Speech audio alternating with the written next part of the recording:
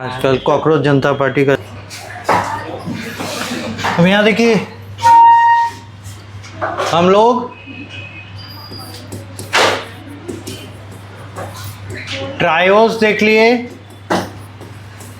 Tedros देख लिए, pentose देखे, हेक्सोस देखे, फिर रिंग स्ट्रक्चर देखे, ग्लूकोज का, फ्रुक्टोज का, गैलेक्टोज का, मैनोज का, राइबोज का, और बोले थे डीऑक्सी राइबोज कर लीजिएगा, बताए थे ना। रिंग स्ट्रक्चर डीऑक्सी राइबोज का। तो एक क्विक रिव्यू, राइबोज का कैसा रहता है, बोलिए। यहां पर क्या लिखाएगा, CH2OH, कार्बन नंबर 5 रे, यहाँ 4, यहाँ हाइड्रोजन, ये 3, ये 2 और ये 1। यहाँ पे क्या बैठेगा, ऊपर H, नीचे OH, यहाँ नीचे OH, ऊपर H। और अगर बीटा D लिखना रहा तो क्या लिखेंगे, ऊपर OH। ठीक है, ये हो गया D बीटा D राइबोज, है ना। और ये राइबोज ही नहीं, राइबो फ्यूरानोज, फ्यूरान के फॉर्म में है। अगर हमें बीटा D डीऑक्सी राइबोज लिखना रहा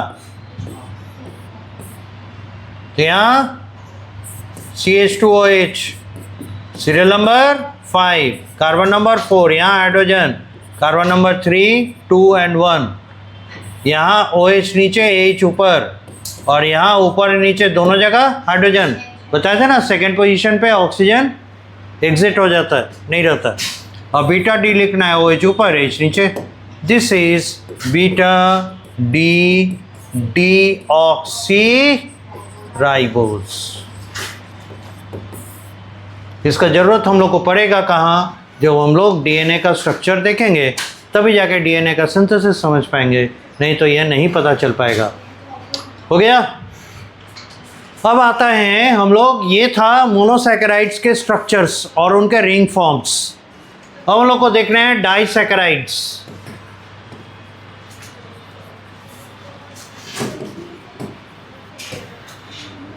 डाइसैकेराइड्स के बारे में हम लोग बोले हैं कि ये जब हाइड्रोलाइज किए जाते हैं, हाइड्रोलिसिस किए जाते हैं, ये इनको वाटर के प्रेजेंस में ब्रेक किया जाता है, तो 2 यूनिट मोनोसैकेराइड, 2 यूनिट शुगर निकलेगा, तब इन्हें हम लोग कहेंगे disaccharide, right. Upon hydrolysis gives up 2 units of mono acid HARID, yes, 2 units of monosaccharides.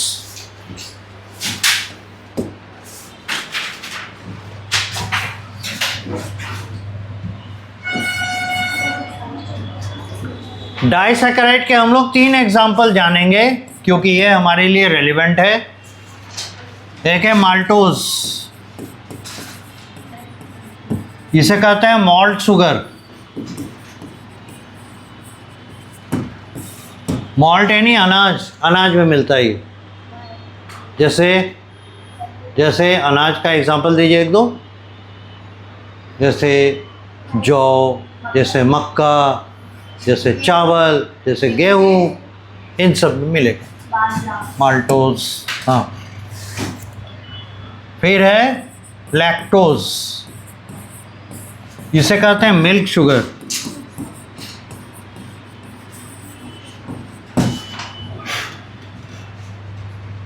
और तीसरा है सुक्रोज।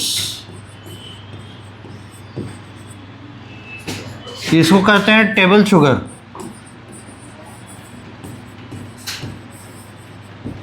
अब जब चाय पीने बैठते हैं तो उसमें जो चीनी मिलाते हैं ना, शक्कर, इट इज़ इट, सुक्रोज है। हाँ, और प्लांट में फ्लोएम के थ्रू जो शुगर ट्रांसपोर्ट होता है, it is not glucose, it is not starch, sucrose transport होता है फ्लोएम के थ्रू। हाँ, किसी भी प्लांट में फ्लोएम जिस शुगर को ट्रांसपोर्ट करता है, इट इज़ सुक्रोज। हाँ, उसमें बहुत ज़्यादा मिलता है सुक्रोज, बहुत ज़्यादा मिलता है सुक्रोज, बहुत ज़्यादा मिलता है। तो इसीलिए हम लोग गन्ने के जूस से, है ना, चीनी प्राप्त करते हैं। Okay, so these are 3 examples. अब आपको जानना चाहिए माल्टोज, इसमें 2 यूनिट ग्लूकोज होता है, ठीक है। लैक्टोज, इसमें 1 unit glucose plus 1 unit galactose होता है। और सुक्रोज, इसमें भी 1 यूनिट ग्लूकोज लेकिन 1 यूनिट फ्रुक्टोज होता है। तीनों में ग्लूकोज कांस्टेंट खड़ा है, इसमें तो 2 है, इसमें 1 यूनिट ग्लूकोज और इसमें भी 1 यूनिट ग्लूकोज है। देख रहे हैं ना, यहां तक नोट करते चलिए, पीछे छूट जाइएगा नहीं तो।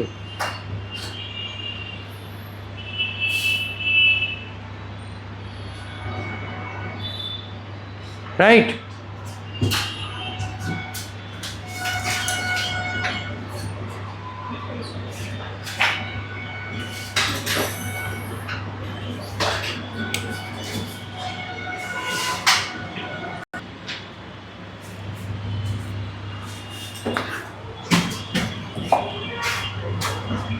माल्टोज है,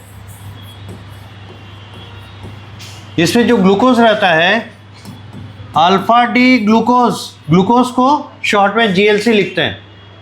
alpha D glucose plus alpha D glucose रहता है। GLC means glucose, FRC means fructose और GAL stands for galactose, MAN stands for mannose।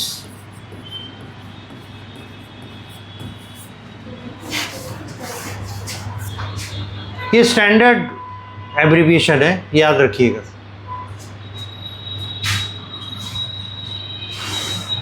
जो लैक्टोज है,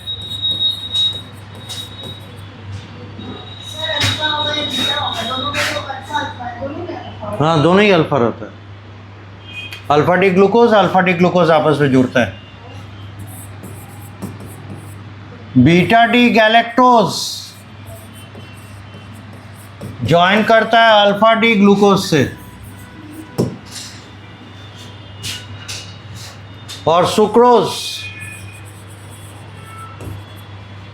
इसमें अल्फा डी ग्लूकोज ज्वाइन करता है बीटा डी फ्रुक्टोज से।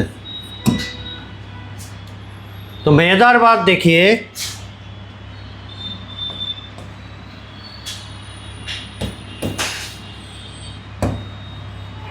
इन तीनों डाइसैकेराइड में हर जगह अल्फा डी ग्लूकोज है। देख रहे हैं ना। तो जो सिंपलेस्ट है उसको थोड़ा हम लोग पहले देखें। माल्टोज, जब 2 शुगर यूनिट आपस में जुड़ेंगे तो जिस केमिकल बॉन्ड से जुड़ते हैं उसे कहते हैं ग्लाइकोसाइडिक बॉन्ड, ठीक है।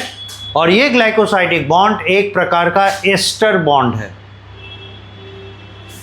राइट, एक प्रकार का एस्टर बॉन्ड है। और ये बनता है कंडेंसेशन रिएक्शन से, इसीलिए तो हम लोग अल्फा डी ग्लूकोज को लिखें CH2OH, OH, OH, OH, OH। अब बोलिएगा सर H काहे नहीं लिख रहे हैं? आप जानते हैं H साइलेंट रखा जाता है, वो तो सीखने के लिए था उस समय, इसलिए पूरा बताए। और यहाँ नंबरिंग कर लेना चाहिए, ये 6, ये 5, ये 4, ये 3, ये 2, ये 1, राइट। अब इसके बगल में एक और CH2OH, OH, OH, OH, OH लिख दिया जाए, ठीक है। होता क्या है, ये OH ये OH एक दूसरे के नज़दीक आएगा तो इससे एक बूंद पानी टपक जाएगा, कंडेंसेशन हो जाएगा। कंडेंसेशन रिएक्शन ऑर्गेनिक केमिस्ट्री जब आप लोग पढ़े हैं, है ना, जनरल ऑर्गेनिक केमिस्ट्री, उसमें काइंड ऑफ रिएक्शंस पढ़े हैं ना, 4 तरह के थे, एडिशन, सब्स्टिट्यूशन, पॉलीमराइजेशन और एक कुछ था। तो एडिशन रिएक्शन का ही एक टाइप है कंडेंसेशन, जिसमें क्या होता है, 2 बड़े मॉलिक्यूल आपस में जुड़ते तो जरूर हैं, but with an elimination of A small molecule like hydrochloric acid, like water etcetera, ठीक है। यहाँ वाटर निकल रहा है, स्मॉल मॉलिक्यूल, तो ये एक कंडेंसेशन प्रोडक्ट है। अब देखिए यहाँ एक और एक 2 ऑक्सीजन, यहाँ एक और एक 2 हाइड्रोजन, निकल गया कितना, 2 हाइड्रोजन और 1 ऑक्सीजन, यानी इस कार्बन, इस ऑक्सीजन, इस कार्बन और इस ऑक्सीजन के बीच में क्या क्या बचा, एक एक कार्बन और 1 ऑक्सीजन बच रहा है। बात समझ गए मेरी? इस वाले कार्बन को देखिए, इसके साथ 1 ऑक्सीजन, हाइड्रोजन तो चला गया यहाँ, और इस वाले कार्बन को देखिए, 1 ऑक्सीजन, हाइड्रोजन चला गया, यहाँ पर 2 हाइड्रोजन था, दोनों निकल गया। अब यहाँ एक ऑक्सीजन, उसमें से 1 ऑक्सीजन निकल चुका। अब इन दोनों कार्बन के बीच में कितना ऑक्सीजन बचा, 1। हाँ, नंबरिंग करना चाहिए, ये है 6, ये है 5, ये 4, ये 3, ये 2, ये है 1। तो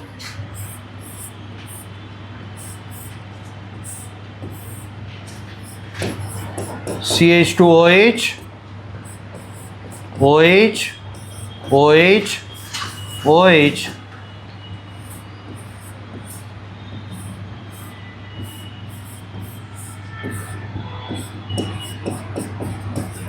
CH2OH, OH, OH, OH ऐसे रहेगा। देखिए तो 2 हाइड्रोजन और 2 ऑक्सीजन में से 2 हाइड्रोजन 1 ऑक्सीजन निकल गया, 1 बचा, तो इसने इस कार्बन और इस कार्बन को आपस में जोड़ दिया। ऐसे समझ सकते हैं। नंबरिंग करें अगर, ये 6, ये 5, ये 4, ये 3, ये 2, ये 1, ये भी 6, 5, 4, 3, 2 एंड 1, तो ये 1 ऑक्सीजन 4 बॉन्ड बना, carbon number 1 oxygen, carbon number 4 bond बन रहा है ना। इसी को ये अल्फा फॉर्म में है, अल्फा 1 2 4 ग्लाइकोसाइडिक बॉन्ड और लिंकेज कहेंगे।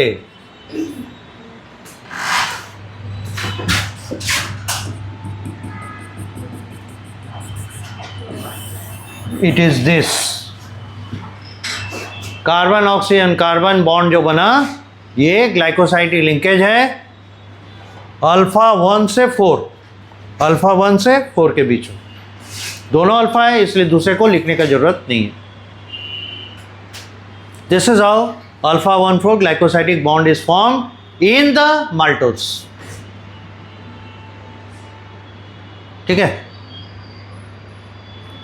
तो माल्टोज कैसे लिखेंगे समझ में आ गया, देख के पहचान लेंगे।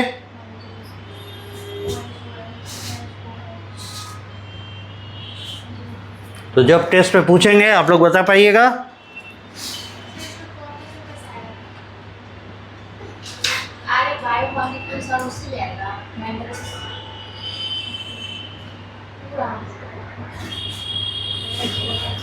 मेंडल रीडिस्कवरी से शुरू करेंगे चैप्टर के आखिर तक, बायोमॉलिक्यूल्स में क्लासिफिकेशन तक।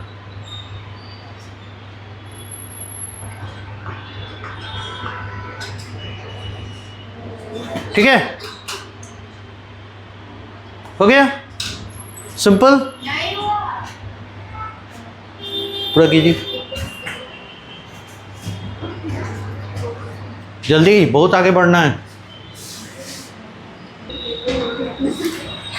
चलिए, मैल्टोज के बाद एक हम लोग लैक्टोज देखें।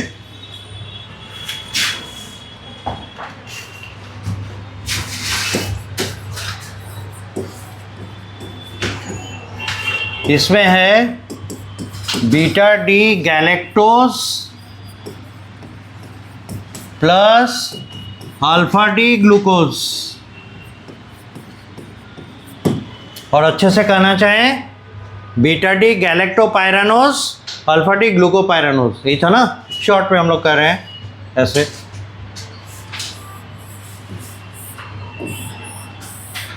कौन हमको बताएगा बीटा डी गैलेक्टोज? आगे यहाँ क्या लिखें? CH2OH, ये है 6, ये 5, ये 4, ये 3, ये 2, ये 1। यहाँ क्या लिखें? किधर? नीचे के ऊपर? गैलेक्टोज है ना रे। गैलेक्टोज और ग्लूकोज में यही अंतर था ना, चौथे पोजीशन पे वो इपीमर हो जाते हैं एक दूसरे के, मत भूलिए।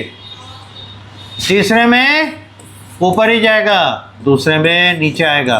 अब क्या देना है? बीटा OH किधर डालेंगे?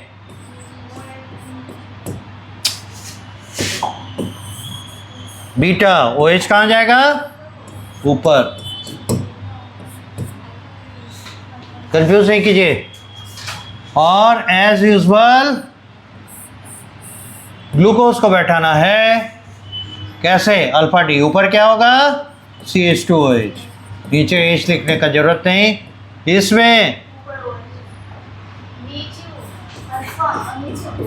अल्फा ना है, ग्लूकोज है ना, क्या गड़बड़ कर रहे हैं? और यहाँ नीचे की तरफ ये 6, 5, 4, 3, 2 और 1। अब देखिए यहाँ OH, यहाँ OH एक दूसरे कांटेक्ट में आया, एक बूंद आंसू टपक गया। तो सिंपल। तो 2 हाइड्रोजन था, दोनों निकल गया, 2 ऑक्सीजन में से 1 निकल गया, 1 बचा।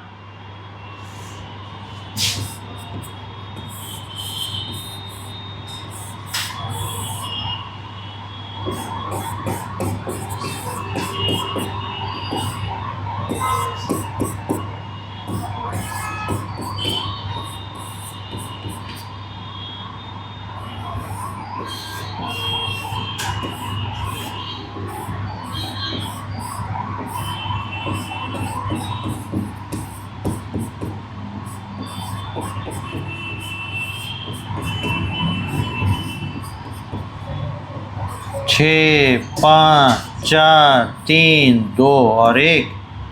6, 5, 4, 3, 2 और 1।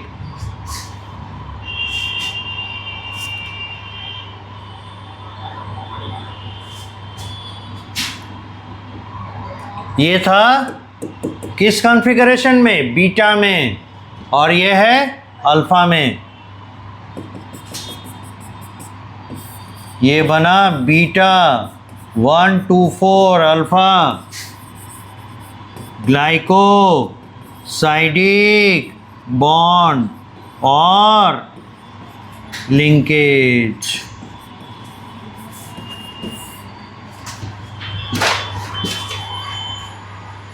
ये बना बीटा 1, 4 ग्लाइकोसाइडिक बॉन्ड या बीटा 1, 4 ग्लाइकोसाइडिक लिंकेज।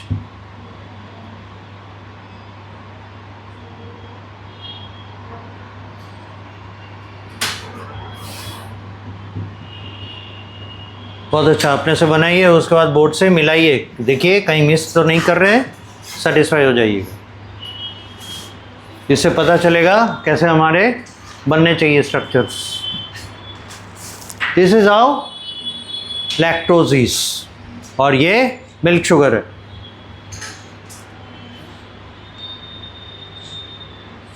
अब जब दोनों समझ चुके तो सुक्रोज के बारे में आपको बता दें, यह आपका होमवर्क रहेगा। हम जानते हैं काफ़ी टफ है, पर देखेंगे आप लोग कर पाते कि नहीं। सुक्रोज होता है अल्फा डी ग्लूकोज, इसको जोड़ना है बीटा डी फ्रुक्टोज के साथ।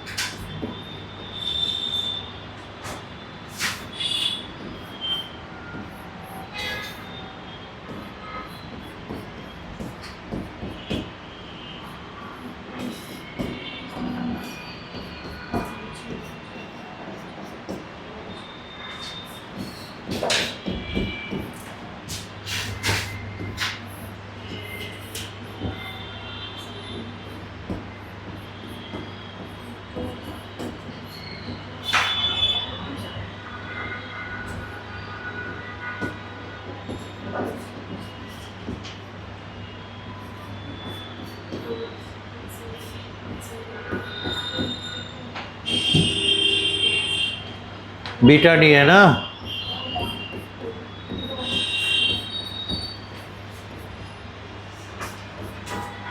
इसको इसके साथ जोड़ना है।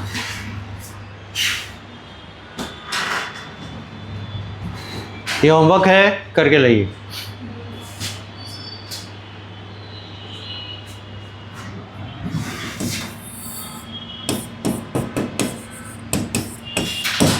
हम लोग आगे बढ़ जाएं।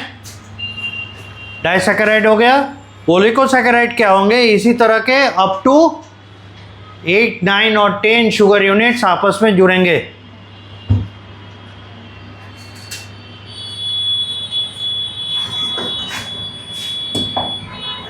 पढ़ सकते हैं आगे? अच्छा सॉरी,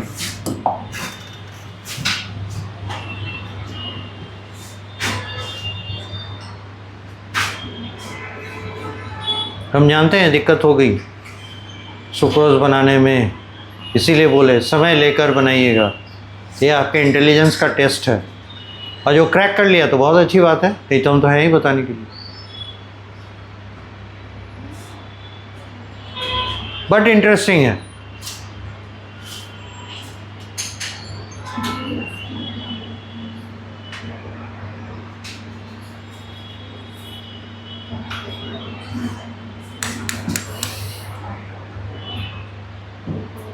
हो गया?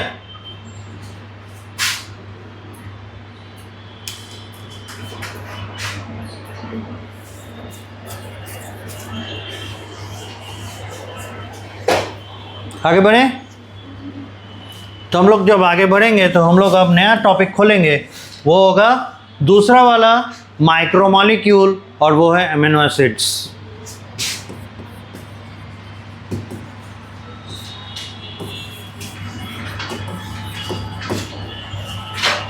या एक काम करे, छोटा टॉपिक है फैटी एसिड्स, वो पूरा कर लेते हैं, आज पूरा हो जाएगा। अमीनो एसिड इसके बाद करेंगे, शुरू कर देंगे। मान लेते ख़त्म हुआ तो हुआ, ख़त्म तो नहीं होगा आज। फैटी एसिड्स ये छोटा टॉपिक है। Fatty acids and fats and lipids, या फैटी एसिड्स क्यों कहें, सीधे फैट्स एंड लिपिड्स कहें, fats and lipids. Point number 1,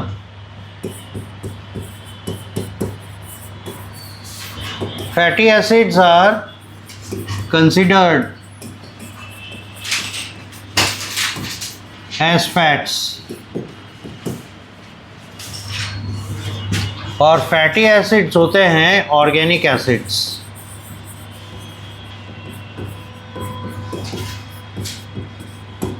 like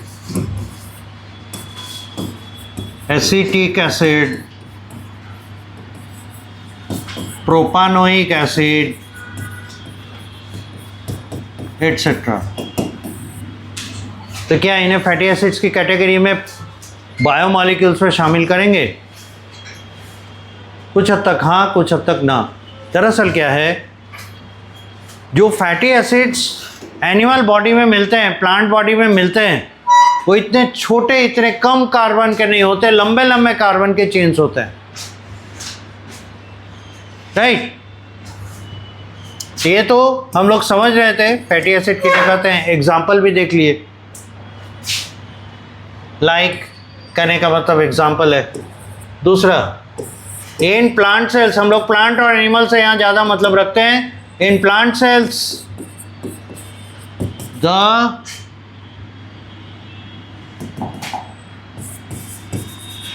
common fatty acid is palmitic acid.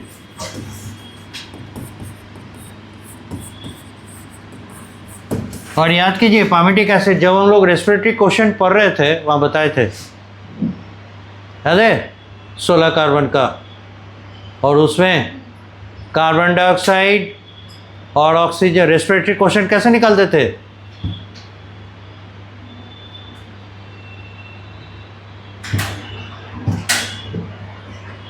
किताब सामने होगा 11th वाला, 1 मिनट फटाक से देख तो लीजिए, इंटेलिजेंट बनिए। कहाँ होगा, कौन से चैप्टर में होगा, कौन से चैप्टर में होगा?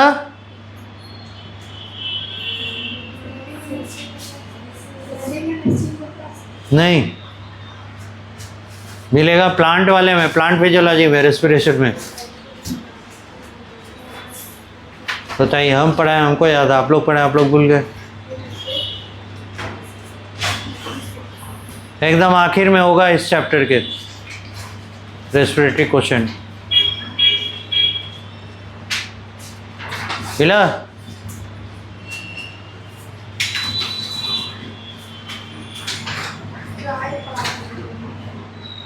किसका किसका रेशियो है?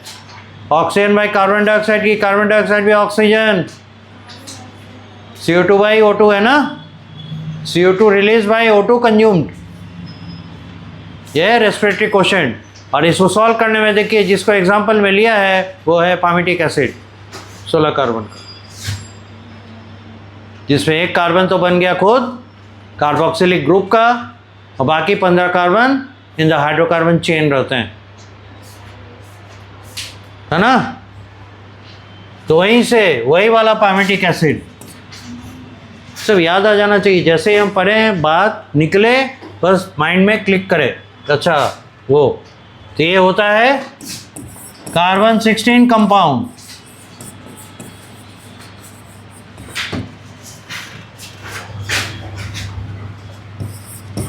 In animal cells, the common fatty acid is stearic acid, और ये होता है कार्बन 18 कंपाउंड।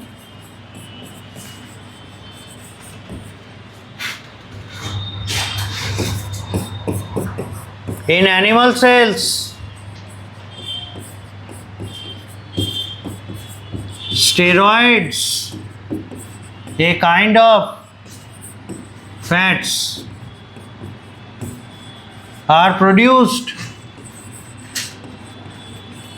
starting from, बड़ा इंपॉर्टेंट चीज बता रहे हैं, एराकिडोनिक एसिड।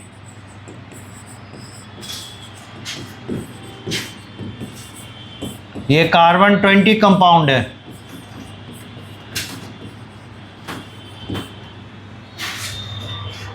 कोलेस्ट्रॉल वगैरह का सिंथेसिस इसी एराकिडोनिक एसिड से होता है, कार्बन 20।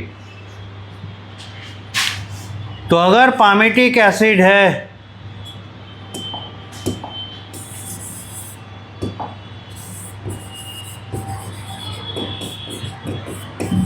अगर पामिटिक एसिड है C15 H31 COOH, अगर स्टीयरिक एसिड है C17 H35 COOH।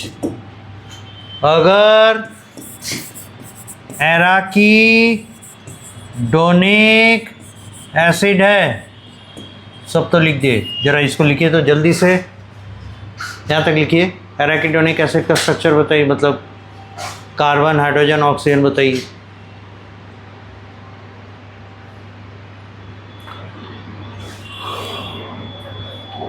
ट्राई करना चाहिए।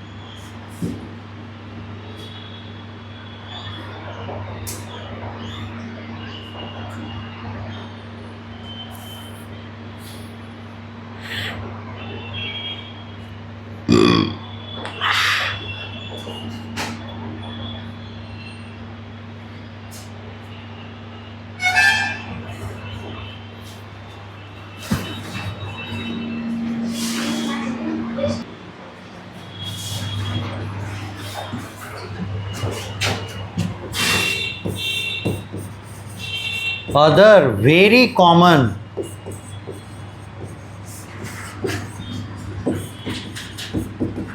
fats is glycerol. It is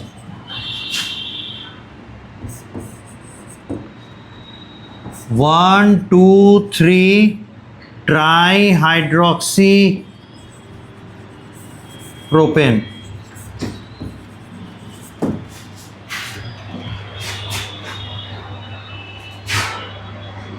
लिख दीजिए तो स्ट्रक्चर जल्दी से ग्लिसरॉल का।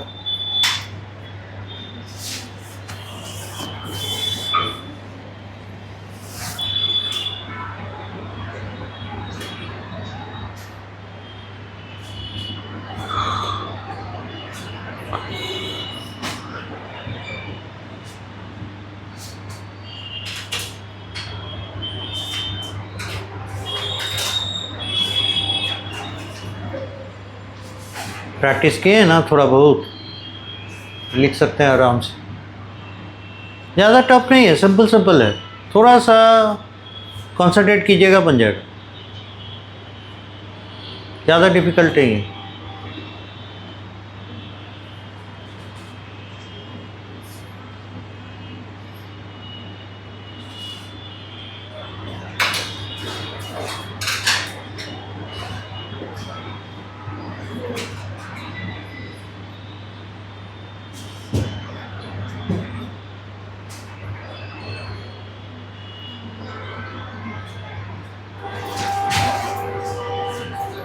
आगे बढ़े, लिख चुके होंगे।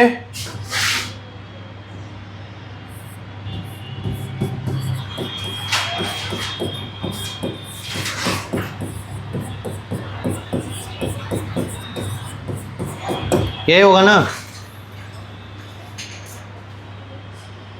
1,2,3 ट्राईहाइड्रोक्सी प्रोपेन, है कि नहीं? ये ग्लिसरॉल बड़ा सिंपल मॉलिक्यूल है, ये भी एक फैट्स है।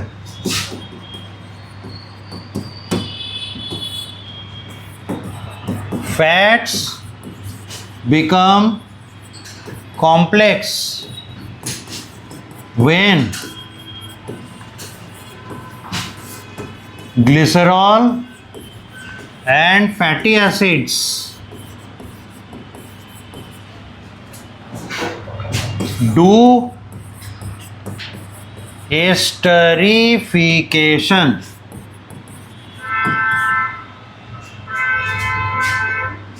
फैट्स और फैटी एसिड जब एक दूसरे से एस्टरीफाई होते हैं, एस्टरीफिकेशन करते हैं, रिएक्शन कर कर एस्टर बनाते हैं, एस्टर को क्या करते हैं, ऑर्गेनिक सॉल्ट कहते हैं एक्चुअली में। तो जब एस्टरीफिकेशन करते हैं तब जो प्रोडक्ट बनता है उसको हम लोग कहते हैं कॉम्प्लेक्स फैट, और इसके लिए नाम है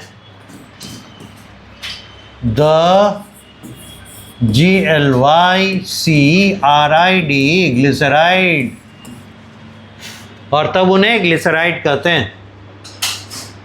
तो ग्लिसराइड भी एक प्रकार का फैट्स है, लेकिन इसका फॉर्मेशन कब होगा, ग्लिसरॉल के साथ फैटी एसिड का रिएक्शन हो जाएगा तब।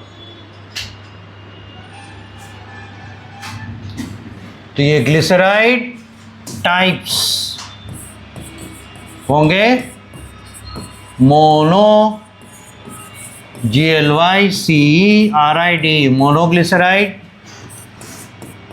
Die glyceride, tri glyceride. इसमें होगा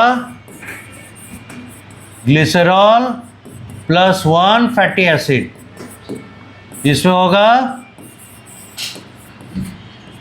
ग्लिसरॉल प्लस 2 फैटी एसिड्स, और इसमें होगा ग्लिसरॉल प्लस 3 फैटी एसिड्स। तो मोनोग्लिसराइड, डाइग्लिसराइड और ट्राइग्लिसराइड ऐसे बनता है। अब जरा नमूना देखें।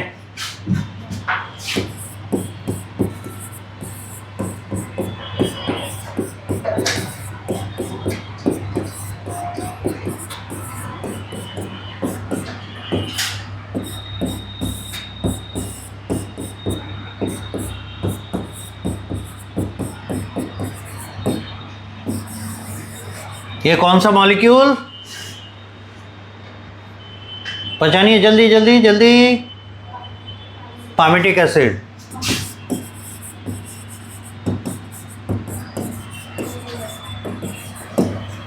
ठीक है, अब देखिए यहाँ OH, यहाँ OH, एक बूंद वाटर टपक जाएगा, कंडेंसेशन रिएक्शन, और ये हुआ एस्टरीफिकेशन। जब एसिड और अल्कोहल रिएक्शन करके कंडेंसेशन प्रोडक्ट देते हैं उसको कहते हैं एस्टर।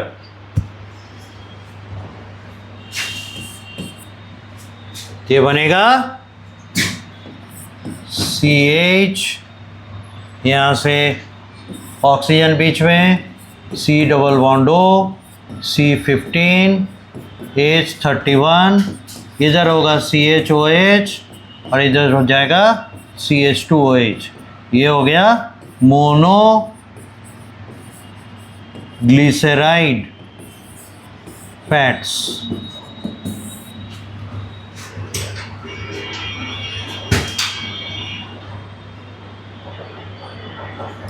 और इसको अगर केमिकल नेम देना चाहिएगा,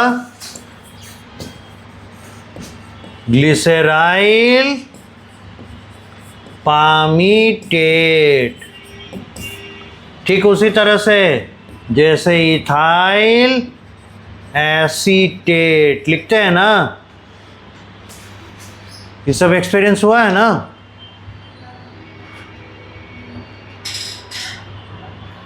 ये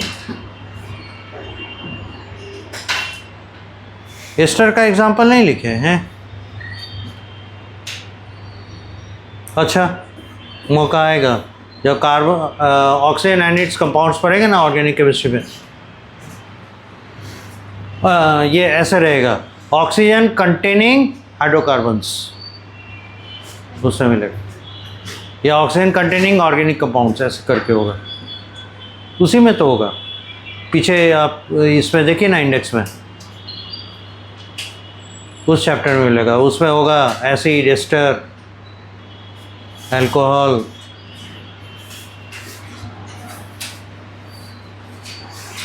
ऑक्सीजन कंटेनिंग और करके है।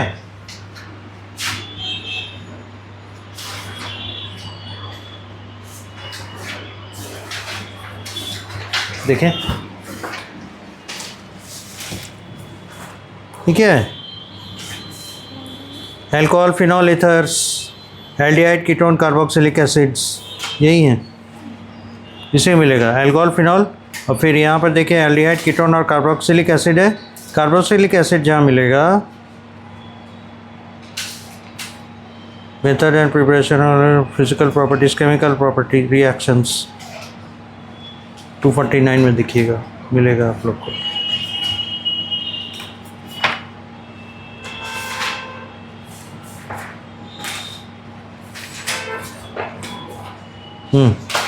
एस्टेरिफिकेशन देख लीजिए, RCOH एक एसिड है, यहाँ देखिए RCOH एक एसिड, इधर अल्कोहल है, रिएक्शन हुआ है ना, esterification.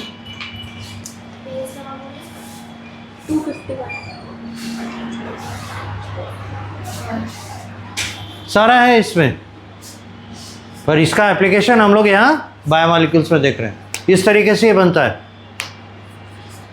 This is how it forms.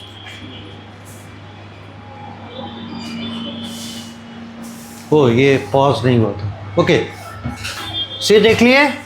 अब इसी तरीके से अगर दूसरा मॉलिक्यूल, यहाँ देखिए, अगर दूसरा मॉलिक्यूल पायमेटिक एसिड इसके साथ रिएक्शन किया, ये क्या बन जाएगा, डाइग्लिसराइड। और अगर 3 मॉलिक्यूल इसके साथ किया, ट्राइग्लिसराइड बन जाएगा, राइट। समझ में आया? एक रिएक्शन किया तो क्या बना, मोनोग्लिसराइड। 2 रिएक्शन करेगा तो डाइग्लिसराइड, 3 करेगा ट्राइग्लिसराइड, क्योंकि इसके पास 3 OH ग्रुप्स हैं, ये ट्राइग्लिसराइड तक जा सकता है। तो एक ट्राइग्लिसराइड का एग्जांपल लें, ये डाइग्लिसराइड का,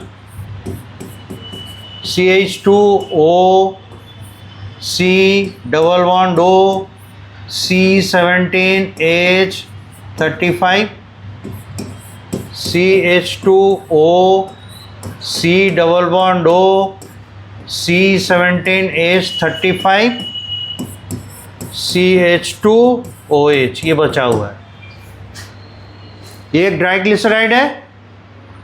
और पहचानिए तो ये कौन सा एसिड आके इससे जुड़ा है, स्टेरिक एसिड है ना। तो ये ग्लिसराइल डाई स्टीयरेट है, स्टीयरेट, ग्लिसराइल डाई स्टीयरेट है, ठीक है। क्या हो अगर इसके साथ एक मॉलिक्यूल फॉस्फोरिक एसिड रिएक्शन करने आ जाए,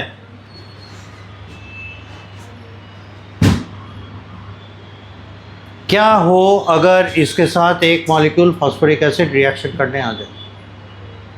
तो भाई OH इसके पास भी है, OH इसके पास भी है, अगल बगल आ गया, एक बूंद पानी टपक जाएगा और फिर से एक एस्टर बनेगा, पर यहाँ फॉस्फेट जुड़ जाएगा। रिजल्ट क्या होगा, CH2O, C double bond O, C17H35, CH2O, C double bond O, C17H35, CH2O, phosphorus double bond O, OH और OH, ये हो गया ए फॉस्फोलिपिड, और ये बन जाएगा एन ऑयल जी। ये सॉलिड नहीं रहेगा लो टेम्परेचर पे, ये लिक्विड रहेगा। ऑयल में फॉस्फोलिपिड्स रहते हैं, ये हमारे मेम्ब्रेन पर पाए जाते हैं।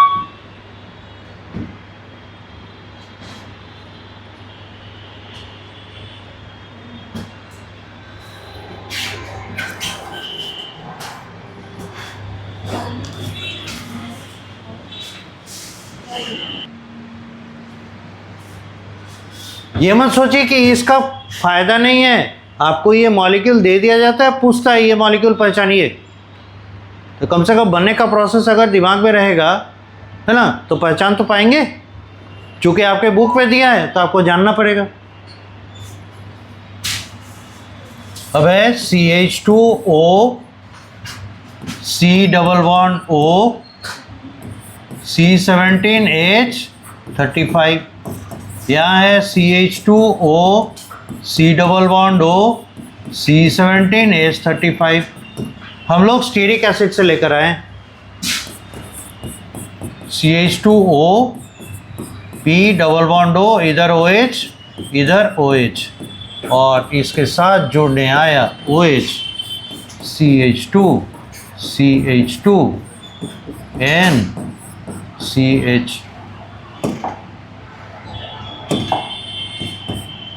CH3 CH3 CH3, और इस पर एक प्लस चार्ज एमोनियम टाइप का बन गया। ये क्वाटर्नरी अमीन है, ठीक है। ये मॉलिक्यूल है कॉलिन। कॉलिन वो नहीं साफ करने वाला, ये मॉलिक्यूल है कोलिन, CHOLIN, कोलिन। और यहाँ देखिए OH और OH, एक बूंद पानी टपक जाएगा। क्या आप इसको जोड़ कर लिख सकते हैं? लिखिए तो जोड़ के।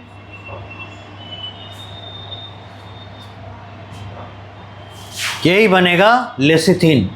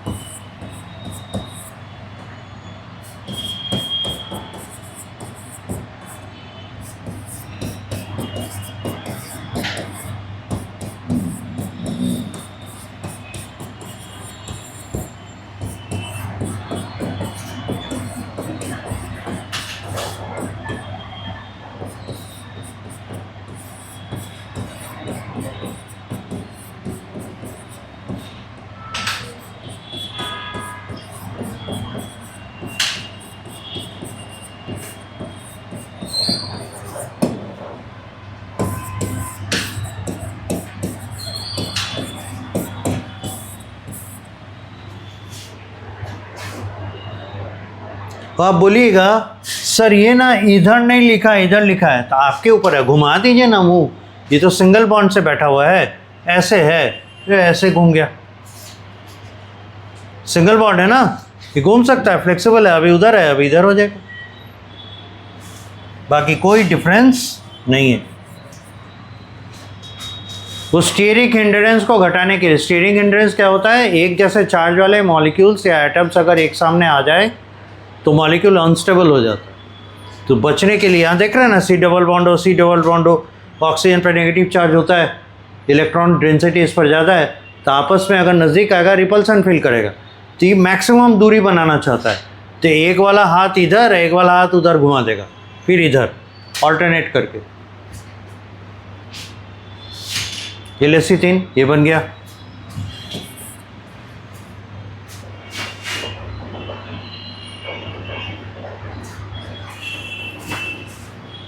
बनेगा।